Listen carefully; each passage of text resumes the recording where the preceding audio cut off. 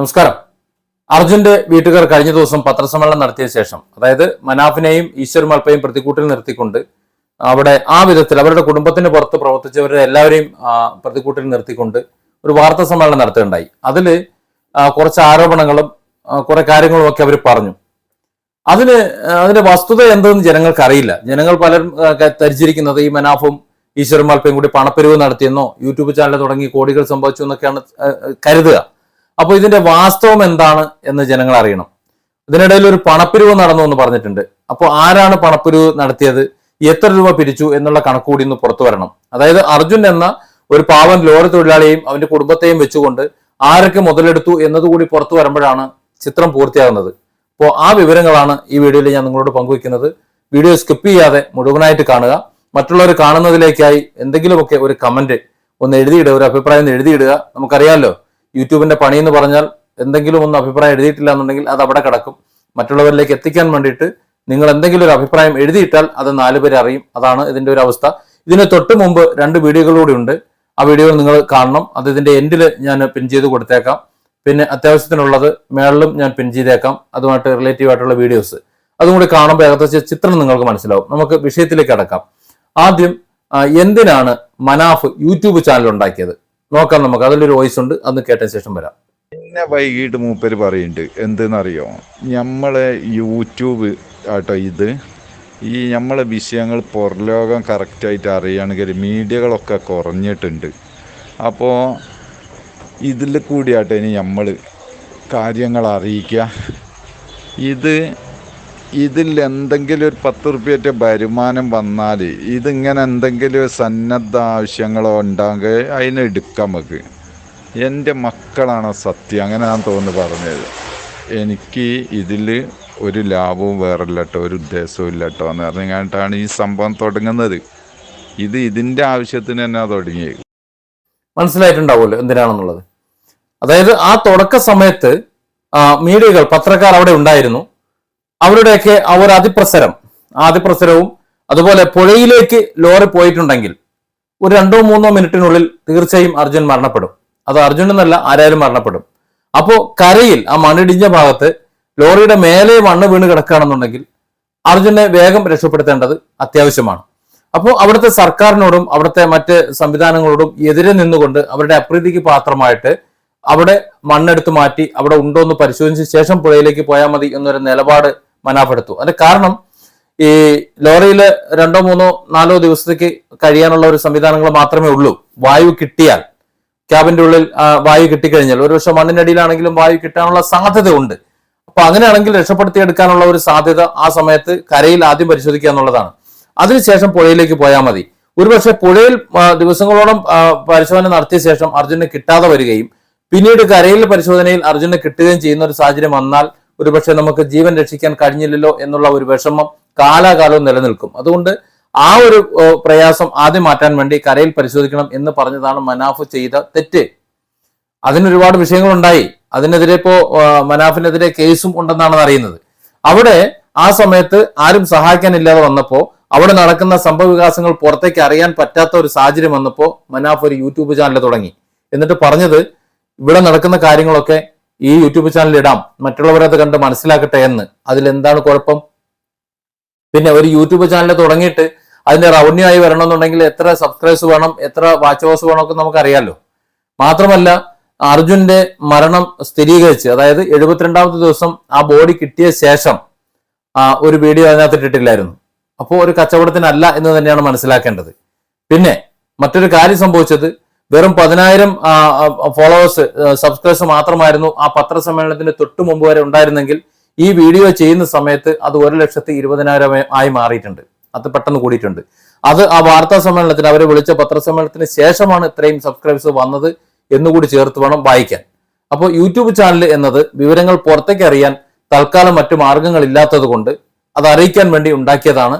ആ അറിയിക്കേണ്ട ആവശ്യം കഴിഞ്ഞപ്പോൾ അത് നിർത്തുകയും ചെയ്തു. മനാഫ് ഇപ്പോഴും പറയുന്നു, ഇനി ആ ചാനൽ ആർക്കെങ്കിലും ഏറ്റെടുത്ത് മുന്നോട്ട് കൊണ്ടുപോകാൻ കഴിയുന്നുണ്ടെങ്കിൽ അതിന്റെ റവന്യൂ ജീവകാരുണ്യ പ്രവർത്തനങ്ങൾക്ക്, ഭക്ഷണം കൊടുക്കാൻ വേണ്ടിയിട്ടൊക്കെ ഉപയോഗിക്കാൻ പറ്റുമെന്നുണ്ടെങ്കിൽ അതിന് തയ്യാറുള്ളവർ മുന്നോട്ട് വന്നാൽ തീർച്ചയായിട്ടും ആ ചാനൽ കൊടുക്കാമെന്ന് പറയുന്നു. അതായത് അതിന്റെ പണം ഉണ്ടാക്കിയിട്ട് വേണ്ട, ഈ 10,000 സബ്സ്ക്രൈബേഴ്സിന്റെ വരുമാനം ഉണ്ടാക്കിയിട്ട് വേണ്ട മനാഫിന് കാര്യങ്ങൾ നോക്കാൻ. യഥാർത്ഥത്തിൽ മനാഫ് അവിടെ ശിരൂരിൽ തങ്ങിയതിന് ശേഷം, അർജുന് വേണ്ടി കാത്തിരുന്ന ശേഷം ഒരുപാട് ആരോപണങ്ങളും മറ്റും ഇവിടെ നിരത്തിയത് നമ്മൾ കണ്ടു. ഒരുപാട് ശത്രുക്കൾ ഉണ്ടാക്കി.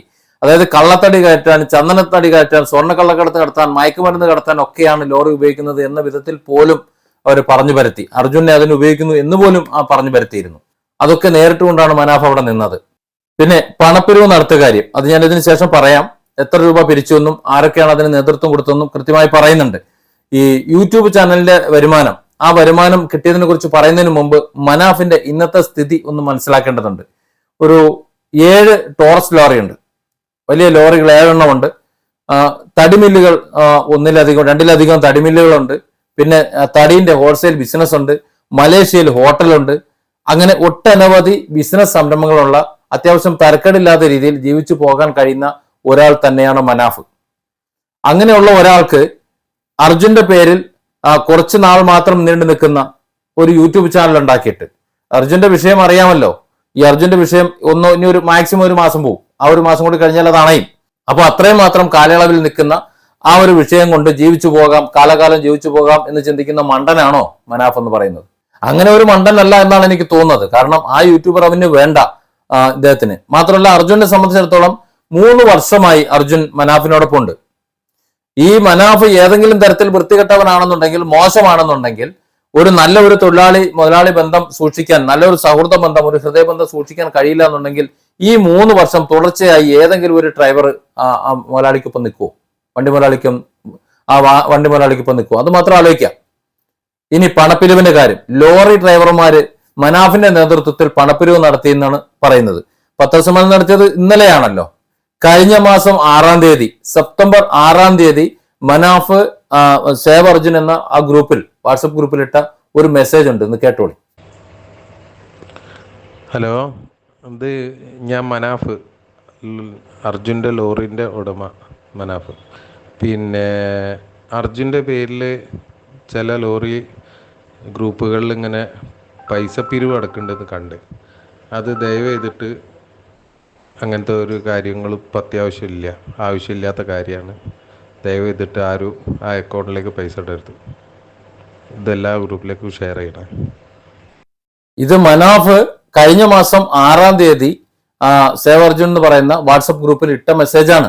ഒരു മാസം മുമ്പ്, ഇന്ന് 3-ാം തീയതിയായി. കാരണം ഇത്തരം ചില കുബുദ്ധികൾ ചിലർ ആലോചിക്കുന്നുണ്ട്, അർജുന്റെ പേരിൽ പണപ്പിരിവ് നടത്താൻ ശ്രമിക്കുന്നുണ്ട്, ആ കുടുംബത്തെ അവമതിക്കാൻ വേണ്ടി ശ്രമിക്കുന്നുണ്ട് എന്ന് മനസ്സിലായ നിമിഷം മനാഫ് ഇട്ട ഒരു വോയിസാണ്. മാത്രമല്ല, വോയിസിൽ മാത്രമല്ല, ഒരു വാട്സപ്പ് ഗ്രൂപ്പിൽ വോയിസ് മെസ്സേജ് എല്ലാവരും കേൾക്കണമെന്നില്ലല്ലോ. അതുകൊണ്ട് അത് ടെക്സ്റ്റിലും എഴുതിയിട്ടു. ആ ടെക്സ്റ്റ് ഇങ്ങനെയാണ്: കർണാടക ശിരൂർ മണ്ണിടിച്ചിലിൽ കാണാതായ ലോറി ഡ്രൈവർ അർജുന്റെ കുടുംബത്തെ സഹായിക്കാൻ എന്നുള്ള പേരിൽ ചില ലോറി വാട്സപ്പ് ഗ്രൂപ്പുകളിൽ ചിലർ അവരുടെ ഗൂഗിൾ പേ നമ്പർ വെച്ച് പണപ്പിരിവ് നടത്തുന്നതായി ശ്രദ്ധയിൽപ്പെട്ടിട്ടുണ്ട്. ഇത്തരം ഒരു പിരിവ് അർജുന്റെ കുടുംബത്തിന്റെ അറിവോടെ അല്ല എന്നുള്ളത് എല്ലാവരെയും അറിയിച്ചുകൊള്ളുന്നു. അതുപോലെ ഇത്തരം പിരിവുകൾ ശ്രദ്ധയിൽപ്പെട്ടാൽ അതിനെതിരെ നിയമ നടപടികളുമായി മുന്നോട്ട് പോകുന്നതായിരിക്കും എന്നുള്ളത് എല്ലാവരെയും അറിയിച്ചുകൊള്ളുന്നു എന്ന് ലോറി ഉടമ മനാഫ്. ഒന്ന് ആലോചിച്ച് നോക്കൂ. വളരെ കൃത്യമായിട്ട് കുടുംബം എന്തെങ്കിലും ആരോപിക്കുന്നതിന് മുമ്പ് ഇതിന്റെ വസ്തുതകളൊന്ന് തരണമായിരുന്നു. മനാഫ് 1 രൂപ പോലും പിരിച്ചിട്ടില്ല, പിരിക്കേണ്ട ആവശ്യമില്ല, അദ്ദേഹത്തിന്റെ ആവശ്യമില്ല. അദ്ദേഹം എന്താണ് തരത്തിൽ പറഞ്ഞത്? എനിക്ക് 7 ടോറസ് ലോറി ഉണ്ട്, ഈ ലോറികളെല്ലാം ഉണ്ട്, അതിൽ 40 ലക്ഷം രൂപയിലുള്ള ഒരു ലോറിയാണ് അവിടെ പുഴയിലേക്ക് പോയത്. ആ ലോറി ഇങ്ങോട്ട് പോട്ടെ, നിങ്ങൾ അർജുനെ ഇങ്ങോട്ട് എടുത്ത് തന്നാൽ മതി, ലോറി വേണ്ട എന്നാണ് പറഞ്ഞത്. അതിൽ ഇത്രയും ലോറികളുള്ളത്, ലോറി അങ്ങോട്ട് പോട്ടെ, അർജുൻ മതി എന്ന് തന്റെ ഇടത്തോടെ ആത്മവിശ്വാസത്തോടെ ഇരുന്ന് പറഞ്ഞ ഒരാളാണ് മനാഫ്. ആ മനാഫിനെ ഇരുത്തി ക്രൂശിച്ചത് കൊണ്ട് മാത്രമാണ് മലയാളക്കര ഒന്നായി അർജുന്റെ കുടുംബത്തെ, അതായത് എല്ലാവരെയും അല്ല, ചിലരെ ഇങ്ങനെ വളഞ്ഞിട്ട് അവരെ വിമർശിച്ചുകൊണ്ടിരിക്കുന്നത്. അപ്പൊ എന്തെങ്കിലുമൊക്കെ പറയുന്നതിന് മുമ്പ് ഒന്ന് ആലോചിച്ച് പറയണം. ഇതൊക്കെയാണ് ഇതിന്റെ വസ്തുത. ഇനി ഇതിനെയും തർക്കിച്ചുകൊണ്ട് വരികയാണെങ്കിൽ ഒത്തിരി രേഖകൾ വേറെ പുറത്തുവിടാനുണ്ട്, ഒത്തിരി വോയിസ് ക്ലിപ്പുകളുണ്ട്, വീഡിയോ ക്ലിപ്പുകളുണ്ട്, അത്തരം ഒരു കാര്യങ്ങൾ പുറത്തുവിടാനുണ്ട്. തൽക്കാലം ഇത് സംബന്ധിച്ച് വിവാദം ഉണ്ടാക്കാൻ ഞാൻ ആഗ്രഹിക്കുന്നില്ല. പക്ഷേ മറുപടി പറയേണ്ട സാഹചര്യം ഉണ്ടായാൽ, കൂടുതൽ വിശദീകരിക്കേണ്ട സാഹചര്യം ഉണ്ടായാൽ ഇനിയും കൂടുതൽ വിവരങ്ങൾ പുറത്തുവിടും. നമസ്കാരം. ഞാൻ ഒരു 5 ലക്ഷം രൂപ നിങ്ങളോട് സാമ്പത്തിക സഹായം ചോദിച്ചിരുന്നു. ഒരു കുടുംബ സഹായമായിട്ടാണ്. ഇത് ഒരു ഫാമിലിയെ പിടിച്ച് ആത്മഹത്യയുടെ വക്കിൽ നിന്ന് പിടിച്ച് കയറ്റാൻ വേണ്ടിയിട്ടാണ്. അതിൽ നിങ്ങൾ 2.5 ലക്ഷം രൂപയോളം തന്നു കഴിഞ്ഞു. ബാക്കി ഒരു 2.5 ലക്ഷത്തിന് വേണ്ടിയിട്ട് ഞാൻ കൈനീട്ടിയിരുന്നു. പക്ഷേ സമയത്ത് പണം കിട്ടാത്തതുകൊണ്ട് ചെലവ് കൂടി വരികയാണ്. എന്തുകൊണ്ടാണ് ഇത്രയധികം ചോദിച്ചിട്ടും പണം കിട്ടാത്തത് എന്ന് എനിക്ക് വ്യക്തമായിട്ട് അറിയാം. വരവ് കുറയുന്നത്. ഒന്ന് എൻ്റെ തന്നെ അക്കൗണ്ടാണ്. എൻ്റെ പേഴ്സണൽ അക്കൗണ്ട് ആകുമ്പോൾ സ്വാഭാവികമായിട്ടും ആൾക്കാർക്ക് വിശ്വാസത കുറയും. രണ്ടാമത്തത് നമ്മുടെ വീഡിയോ റീച്ച് ഉള്ളതനുസരിച്ച് ചിലപ്പോൾ 1 ലക്ഷം 2 ലക്ഷം വ്യൂസ് ഉള്ള വീഡിയോയുടെ എൻഡിലാണ് ഇത് കൊണ്ടൊന്ന് കൊളുത്തുന്നത്. അപ്പോൾ ആ ഒരൊറ്റ കാരണം കൊണ്ട് തന്നെ അത് അത്രയും ആൾക്കാർ ഒരു 100 രൂപയെങ്കിലും ഇട്ട് കഴിഞ്ഞാൽ ഒരു ഭീമമായ ഒരു തുക കിട്ടിയിട്ടുണ്ടാകും എന്ന ധാരണയിൽ പലരും സാമ്പത്തിക സഹായം തരുന്നില്ല. യഥാർത്ഥത്തിൽ ഞാൻ നിങ്ങളോട് പറഞ്ഞിട്ടുണ്ട്, ഈ പറഞ്ഞ തുക എപ്പോൾ കിട്ടുന്നുണ്ടോ അപ്പോൾ ഞാൻ എൻ്റെ വീഡിയോയുടെ ഈ ഭാഗം കട്ട് ചെയ്ത് കളയുമെന്ന്. ഈ ഭാഗം നിങ്ങൾ കാണുന്നുണ്ട് എന്നതുകൊണ്ട് തന്നെ ആ പണം കിട്ടിയിട്ടില്ല എന്ന് തന്നെയാണ് അർത്ഥം. കഴിയുന്ന ആൾക്കാർ ഒരു 100 രൂപയെങ്കിലും തന്ന് സഹായിക്കണം. വേറെ നിവൃത്തിയില്ലഞ്ഞിട്ടാണ്. പിന്നെ middle class family welfare charitable trust എന്നൊരു ട്രസ്റ്റ് ഉണ്ട്.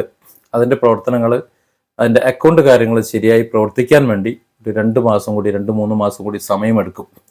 അത് കഴിഞ്ഞാൽ ആ മേഖലയിലൂടെ ആയിരിക്കും എല്ലാ പ്രവർത്തനങ്ങളും നടക്കുന്നത്, നിങ്ങൾക്കറിയാൻ പറ്റും. പക്ഷേ ഈ ഒരു വിഷയം അതുവരെ കാത്തു നിൽക്കാൻ കഴിയാത്തത് കൊണ്ടാണ് ഞാൻ നിങ്ങളുടെ മുന്നിലേക്ക് എൻ്റെ അക്കൗണ്ടിലൂടെ തന്നെ ചോദിക്കുന്നത്. വിശ്വസിച്ച് പറ്റൂ, വേറെ മാർഗമില്ല. അവരെ പൊതു ഇടത്തേക്ക് ഇറക്കി വെക്കാൻ കഴിയാത്തത് കൊണ്ടാണ് ഞാൻ അത്തരത്തിൽ പറയുന്നത്. അപ്പോൾ എന്തായാലും നിങ്ങളുടെ സാമ്പത്തിക സഹായം ഈ അക്കൗണ്ടിലേക്ക്, ഇത് ഗൂഗിൾ പേ, ഫോൺ പേ നമ്പറാണ്, ഇതിലേക്ക് നിങ്ങൾ തരണം. മടിക്കരുത്, മറ്റു നിവൃത്തിയില്ലാഞ്ഞിട്ടാണ്.